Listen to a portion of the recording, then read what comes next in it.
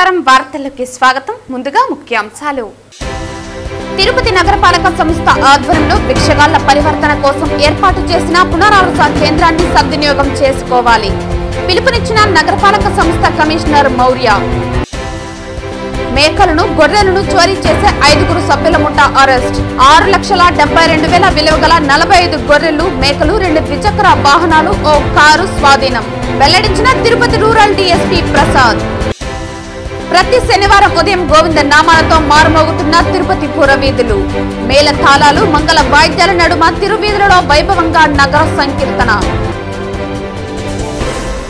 వార్తల్లోని వివరాలు తిరుపతి నగరపాలక సంస్థ ఆధ్వర్యంలో భిక్షగాళ్ల పరివర్తన కోసం ఏర్పాటు చేసిన పునరావాస కేంద్రాన్ని సద్వినియోగం చేసుకోవాలని నగరపాలక సంస్థ కమిషనర్ మౌర్య పిలుపునిచ్చారు. స్మైల్ ప్రాజెక్టులో భాగంగా స్థానిక ముత్యాలరెడ్డిపల్లి వద్ద నగరపాలక సంస్థ ఆధ్వర్యంలో ఏర్పాటు చేసిన భిక్షగాళ్ల పునరావాస కేంద్రాన్ని శనివారం ఉదయం కమిషనర్ పరిశీలించారు. స్మైల్ ప్రాజెక్టులో భాగంగా స్థానిక ముత్యాలరెడ్డిపల్లి వద్ద నగరపాలక సంస్థ ఆధ్వర్యంలో ఏర్పాటు చేసిన భిక్షగాళ్ల పునరావాస కేంద్రాన్ని శనివారం ఉదయం కమిషనర్ పరిశీలించారు. అక్కడ ఉన్న వారితో ఎక్కడి నుంచి వచ్చారో పునరావాస కేంద్రంలో వస్తువులు ఎలా ఉన్నాయి అనే విషయాలను అడిగి తెలుసుకున్నారు. ఈ సందర్భంగా కమిషనర్ మాట్లాడుతూ నగరంలో భిక్షగాళ్లు లేకుండా వారిని సరైన మార్గంలో నడిపించేందుకు ఈ పునరావాస కేంద్రం ఏర్పాటు చేశామని అన్నారు. నగరంలో ఎక్కడైనా భిక్షగాళ్లు ఉంటే ఈ కేంద్రంకు తీసుకురావచ్చని తెలిపారు. వీరికి ఈ కేంద్రంలో అన్ని వసతులు కల్పించి వారికి ఇష్టమైన వృత్తితో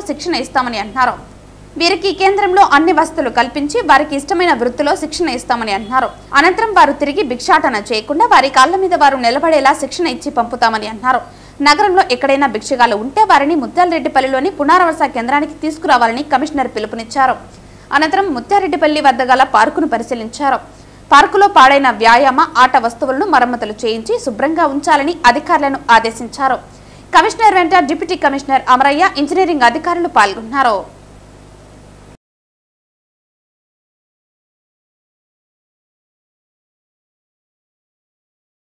ప్రతి శనివారం ఉదయం తిరుపతి పురవీధులు గోవింద నామాలతో మారుమోగుతున్నాయి. శ్రీ వెంకటేశ్వర స్వామి కొలువైన తిరుపతి క్షేత్రంలో అడుగడుగున భక్తిభావం పెంపొందించాలన్న సంకల్పంతో స్థానిక భజన మండలి కళాకారులు శ్రీవారికి ఎంతో ఇష్టమైన శనివారం రోజున నగర సంకీర్తన చేస్తున్నారు. 100 మందికి పైగా భజన మండలి కళాకారులు ప్రతి శనివారం ఉదయం 5 గంటలకి సాంప్రదాయ వస్త్రాలతో నుదుటిపైన గోవింద నామాలతో స్థానిక గోవిందరాజస్వామి ఆలయం వద్దకు చేరుకుంటారు. అక్కడి నుంచి మేళ తాళాలు మంగళ వాయిద్యాల నడుమ తిరువీధులలో నగర సంకీర్తన చేస్తూ నగరంలో ఆధ్యాత్మిక శోభను తీసుకువస్తున్నారు. నగర సంకీర్తన అనంతరం గోవిందరాజస్వామి సన్నిధి వీధిలో నగర సంకీర్తన మండలి సభ్యులు సుబ్రహ్మణ్యం జన్మదిన సందర్భంగా వారికి దుశ్శాలవతో సత్కరించి జన్మదిన శుభాకాంక్షలను నగర సంకీర్తన మండలి సభ్యులు తెలియజేశారు. వెంకటేశ్వర స్వామి దివ్య ఆశీస్సులతో సుబ్రహ్మణ్యం మరెన్నో జన్మదినాలు సంపూర్ణ ఆరోగ్యంగా జరుపుకోవాలని కోరారు. అనంతరం భక్తులకు అన్నప్రసాదాలు పంపిణీ చేశారు. ఈ కార్యక్రమంలో నగర సంకీర్తన మండలి సభ్యులు గుండాల గోపీనాథ్, వాసుదేవరెడ్డి, రాజశేఖర్ రెడ్డి, మేకల గంగయ్య, నరసింహారెడ్డి, కృష్ణమూర్తిరెడ్డి, కొండే చెంగారెడ్డి తదితరులు పాల్గొన్నారు. కలియుగ ప్రత్యక్ష దైవం శ్రీ వెంకటేశ్వర స్వామి పాదాల చెంత వెలసిన తిరుపతి నగరంలో శ్రీ గోవిందరాజస్వామి తిరుమాడా వీధుల్లో ప్రతి శనివారం తిరుపతి కళాకారులు, తిరుపతి పరిసర ప్రాంతంలోని కళాకారులందరూ విచ్చేసి ప్రతి శనివారం భక్తి శ్రద్ధలతో సాంప్రదాయ దుస్తులు ధరించి హరినామ సంకీర్తనం చేయడం వల్ల మన ఆయురారోగ్యాలు, మన మానసిక రుగ్మతలు తొలగి ప్రజలు మానసికంగా చాలా ఉల్లాసంగా ఉంటారని, మరియు సాంప్రదాయ పద్ధతి అయినటువంటి ఈ హరినామ భజన చేయడం వల్ల మన తిరుపతి పుణ్యక్షేత్రానికి ఖ్యాతి. ఎందుకంటే శ్రీ వెంకటేశ్వర స్వామి వెలసిన పాదాల చెంత హరినామ సంకీర్తనం చేయడం వల్ల మన దేశానికే కాకుండా, మన గ్రామానికే కాకుండా, మన ఊరికి కూడా, మన ప్రజలకు కూడా ఎంతో సాంప్రదాయము. కాబట్టి అందరూ ఈ విషయాన్ని గ్రహించి తెలుసుకొని ప్రతి ఒక్కరూ ప్రతి శనివారం 4 గంటలకు గోవిందరాజస్వామి గుడి దగ్గరకు వచ్చి ఈ తిరుమాడా వీధుల్లో జరుగు ఈ హరినామ సంకీర్తనలో పాల్గొని అందరూ జయప్రదం చేయవాలని కోరుకుంటున్నాను. మేకల గంగయ్య, వెదలచెరు. వెంకటేశాయ. ప్రతి శనివారము తిరుపతి నగరంలో నగర సంకీర్తన చేయడము ఆనవాయితీగా వచ్చింది. మళ్ళీ ఎంతో సంతోషము. 100 మంది పైగా నగర సంకీర్తనలో పాల్గొనడము చాలా సంతోషదాయకము. తిరుపతి నగరంలో ఇంకా అధిక శాతంలో తిరుపతి స్థానికులు ఈ నగర సంకీర్తన భాగంగా పాల్గొనాలని మనస్ఫూర్తిగా కోరుకుంటున్నాము. అలాగే మనిషి అన్నాక ఏదో ఒక సమస్య అనేది ఉంటుంది. ఈ నగర సంకీర్తన చేయడం వల్ల చక్కటి పరిష్కారం అనేది తప్పకుండా దొరుకుతుంది. ఓం నమో వెంకటేశాయ. శనివారం తిరుపతి బైరాగి పట్టణ గంధమనేని శివయ్య భవన్ నందు ఏఐటీయూసీ తిరుపతి జిల్లా ఆటో వర్కర్స్ యూనియన్ ఆధ్వర్యంలో ఈ నెల 9వ తేదీ జరుగు సార్వత్రిక సమ్మెను జయప్రదం చేయాలని కరపత్రాల విడుదల కార్యక్రమం నిర్వహించారు.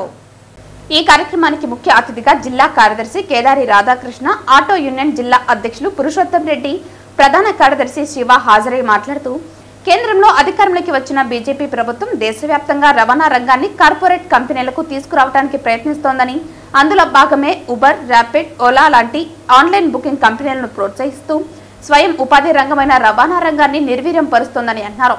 2014 బీజేపీ అధికారంలోకి వచ్చిన నాటికి ఒక బ్యారెల్ క్రూడ్ ఆయిల్ ధర $80 ఉండేదని, అప్పుడు డీజిల్ ధర 1 లీటర్ $56, పెట్రోల్ 1 లీటర్ 70 ఉండేదని, అప్పటి నుండి ఇప్పటి వరకు అంతర్జాతీయంగా క్రూడ్ ఆయిల్ ధరలు పెరగకపోగా మోదీ ప్రభుత్వం ఒకే దేశం ఒకే పన్ను నినాదంతో జీఎస్టీని తీసుకొచ్చి పెట్రోల్, డీజిల్, గ్యాస్ ధరలను జీఎస్టీలో చేర్చకుండా వేల కోట్ల రూపాయలు ప్రజల నుంచి దోపిడీ చేస్తుందని అన్నారు.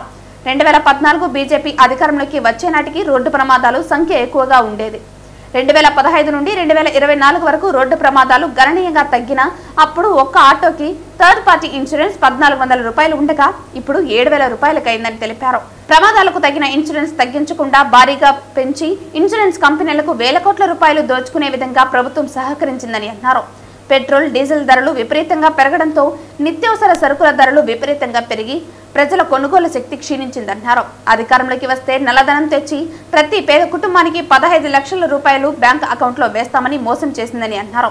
నిరుద్యోగులకు సంవత్సరానికి 10 లక్షల ఉద్యోగాలు ఇస్తామని ఎన్నికల్లో అనేక హామీలు ఇచ్చి ఒక్క హామీ కూడా నెరవేర్చకుండా దేశాన్ని దోచుకుంటూ కార్పొరేట్ కంపెనీలకు ఊడిగం చేస్తున్న నరేంద్ర మోదీ బీజేపీ ప్రభుత్వ వ్యతిరేక విధానాలను ఎండగడుతూ జరుగుతున్న దేశవ్యాప్త సార్వత్రిక సమ్మెలో జిల్లా వ్యాప్తంగా ఉన్న ఆటో, టాక్సీ రవాణా రంగంలో పనిచేస్తున్న కార్మికులు పాల్గొని ప్రభుత్వం కళ్ళు తెరిపించాలని పిలుపునిచ్చారు. ఈ కార్యక్రమంలో నగర అధ్యక్షులు కేవై రాజా, నగర కార్యదర్శి వెంకటేష్, బండి చలపతి, ప్రమీల, పద్మనాభరెడ్డి, అల్లాబక్ష, నాగభూషణం, సీను, వాణి తదితరులు పాల్గొన్నారు. ఈ నెల 9వ తేదీన జరుగుతున్న దేశవ్యాప్త సార్వత్రిక సమ్మెలో ఆటో రంగం కూడా భాగస్వామై ఈ సమ్మెలో మేము కూడా పాల్గొంటున్నాం. అదేవిధంగా తిరుపతి జిల్లా వ్యాప్తంగా ఉన్న రవాణా రంగ కార్మికులు, ఆటో, ట్యాక్సీ, జీపు, వ్యాను మొదలగు వాహన యజమానులు, ఆటో డ్రైవర్లు అందరూ కూడా ఈ సమ్మెలో భాగస్వాములై కేంద్ర ప్రభుత్వం తీసుకొచ్చిన 2019 నూతన రోడ్డు రవాణా చట్టాన్ని వ్యతిరేకించాలని, అదేవిధంగా 106 సెక్షన్ *1, *2 లాంటి అతి ప్రమాదకరమైన సెక్షన్లు తీసుకొని వచ్చి డ్రైవర్ను బాధ్యులు చేసి 5 సంవత్సరాల నుండి 10 సంవత్సరాల వరకు డ్రైవర్లకు కఠిన శిక్షలు అమలు పరిచే ఈ 2019 నూతన రోడ్డు చట్టాన్ని రద్దు చేయాలని చెప్పేసి, అదేవిధంగా భారీగా పెనాల్టీలు పెంచే రాష్ట్ర ప్రభుత్వం తీసుకొచ్చిన 2131 జీవోని రద్దు చేయాలని, ఈ చలనాలు రద్దు చేయాలని చెప్పేసి, అదేవిధంగా ఓలా, ఊబర్ ఏవైతే ఆన్లైన్ ట్రాన్స్పోర్ట్ ఉన్నాయో వాటినన్నీ కూడా రద్దు చేయాలని చెప్పేసి కూడా ఈ సమ్మెలో మేము అందరం కూడా కార్మికులు పాల్పంచుకోమంటున్నాం. అదేవిధంగా ఈ జిల్లా వ్యాప్తంగా ఉన్న ఏవైతే ట్రాన్స్పోర్ట్ రవాణా రంగం ఉందో రవాణా రంగం మొత్తం కూడా సమ్మెలో భాగస్వాములై కేంద్ర రాష్ట్ర ప్రభుత్వం కళ్ళు తెరిపించాలని చెప్పేసి కూడా ఈ సందర్భంగా పిలుపునిస్తున్నాం. తిరుపతి జిల్లా ఆటో వర్కర్స్ యూనియన్ కార్యదర్శి ఎన్ శివ. దేశవ్యాప్తంగా కార్మికులంతా కలిసి ఈ నెల 9వ తారీఖున జాతీయ సమ్మె చేపట్టాలని కార్మిక సంఘాలు నిర్ణయించాయి. అందులో భాగంగా ఈ రోజు వెటర్నరీ యూనివర్సిటీలో కాంట్రాక్ట్ వర్కర్స్ మరియు ఆప్కాస్ ఉద్యోగస్తుల ఆధ్వర్యంలో కరపత్రాలు ఆవిష్కరించడం జరిగింది. లేబర్ కోడ్స్ను రద్దు చేయాలి. లేబర్ కోడ్స్ను రద్దు చేయాలి. 26,000 రూపాయల వేతనం ఇవ్వాలి. ఎంటీఎస్ను అమలు చేయాలి. ఎంటీఎస్ను అమలు చేయాలి. ఎంటీఎస్ను అమలు చేయాలి. ఎంటీఎస్ను అమలు చేయాలి. ఎంటీఎస్ను అమలు చేయాలి. కనీస వేతనం ఇవ్వాలి. కనీస వేతనం ఇవ్వాలి. కనీస వేతనం ఇవ్వాలి. కనీస వేతనం ఇవ్వాలి. సమ్మెను జయప్రదం చేయండి. సమ్మెను జయప్రదం చేయండి. జూలై 9వ తేదీ జరిగే సమ్మెను జయప్రదం చేయండి. జూలై 9వ తేదీ జరిగే సమ్మెను జయప్రదం చేయండి. అందరినీ పర్మనెంట్ సుప్రీంకోర్టు తీర్పు ప్రకారం సమాన పనికి సమాన వేతనం సుప్రీంకోర్టు తీర్పు ప్రకారం సమాన పనికి సమాన వేతనం. దేశవ్యాప్తంగా కార్మికులంతా కలిసి ఈ నెల 9వ తారీఖున పెద్ద ఎత్తున జాతీయ సమ్మెను చేయాలని చెప్పని కార్మిక సంఘాలు నిర్ణయించాయి. అందులో భాగంగా ఈరోజు వెటనరీ యూనివర్సిటీలో ఈ కాంట్రాక్ట్ వర్కర్స్ అదేవిధంగా ఆప్కాస్ ఉద్యోగులతో కరపత్రం ఆవిష్కరణ చేయడం అనేది జరుగుతూ ఉంది. ఈరోజు ప్రధానంగా లేబర్ కోడ్స్ చాలా తీవ్రమైనటువంటి అంశంగా ముందుకు వచ్చింది. ఈ లేబర్ కోడ్స్ 4 లేబర్ కోడ్స్ను రద్దు చేయాలని చెప్పని పార్లమెంట్లో తీర్మానం చేశారు.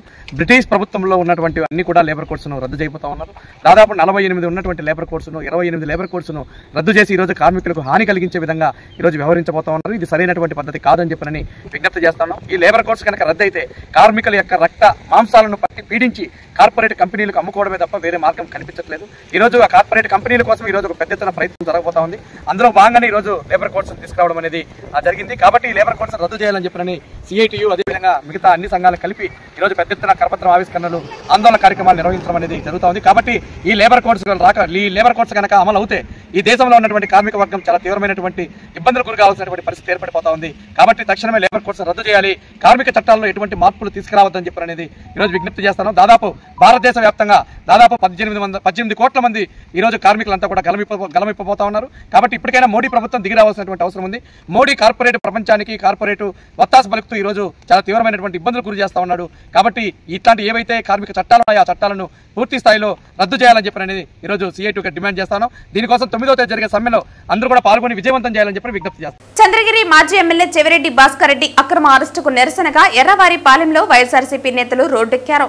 నల్ల జెండాలు చేతపట్టుకుని కూటమి ప్రభుత్వాన్ని వ్యతిరేకిస్తూ పెద్ద ఎత్తున నినాదాలు చేశారు.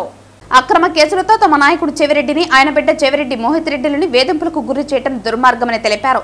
అక్రమ అరెస్టులతో చెవిరెడ్డిని భయపెట్టలేరని స్థానిక పార్టీ నేతలు సూచించారు. కూటమి ప్రభుత్వం కుట్రలతో చెవిరెడ్డి కుటుంబాన్ని జైలు పాలు చేయాలని చూస్తోందని, చంద్రగిరి నియోజకవర్గంలో భయానక వాతావరణం కలిగించాలని ఇంతకు తెగించారని అన్నారు.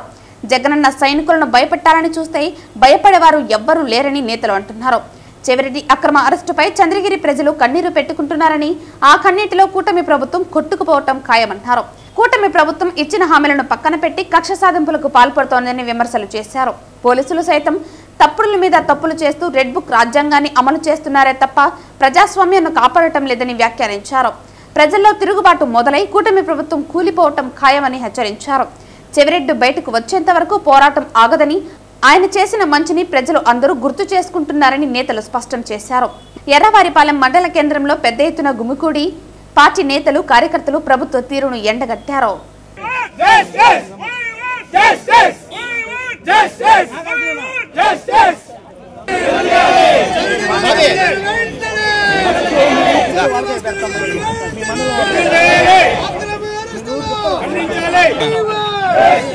జగన్ కోసం చేయాలి.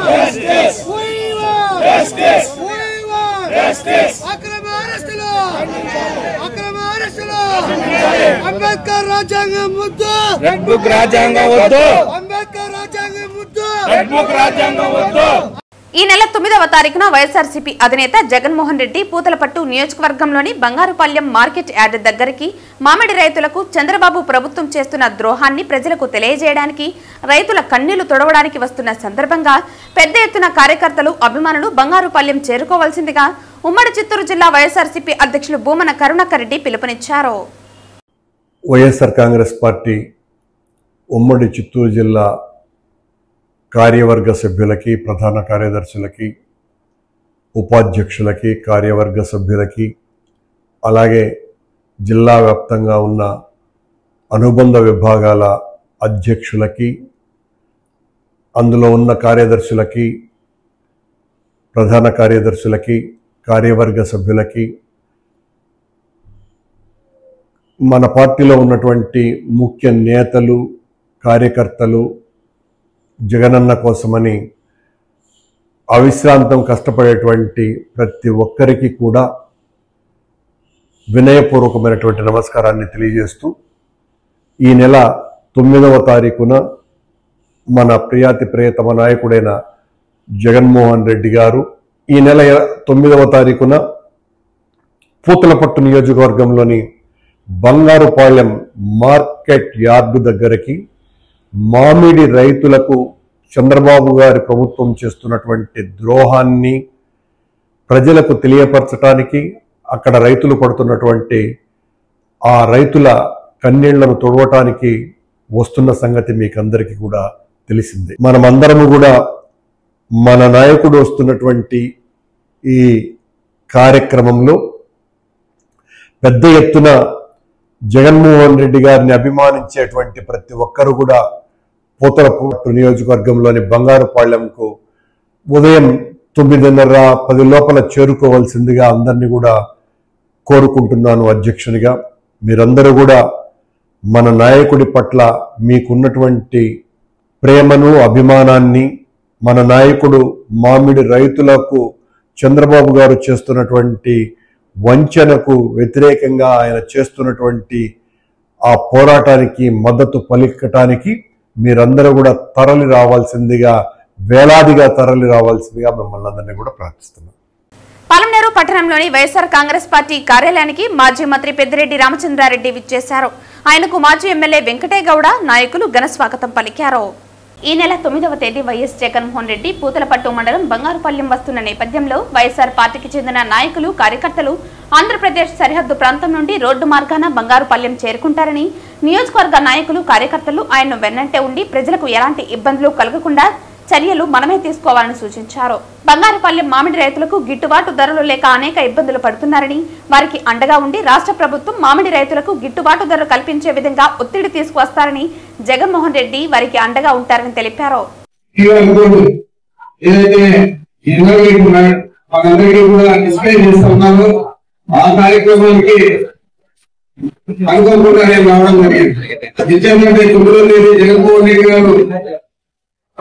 బంగారుపాళ్యం మార్కెట్ యార్డుకు ఇచ్చేస్తా ఉన్నారు. మరి దారి కూడా పలమనేరు నియోజకవర్గమే ఎక్కువగా ఉంది కాబట్టి కర్ణాటక బార్డర్ నుంచి ఇది చాలా ప్రతిష్టాత్మకంగా తీసుకొని ఆయన పర్యటనను విజయవంతం చేయాలని చెప్పి మిమ్మల్ని అందరినీ కూడా కోరడానికి నేను రావడం జరిగింది.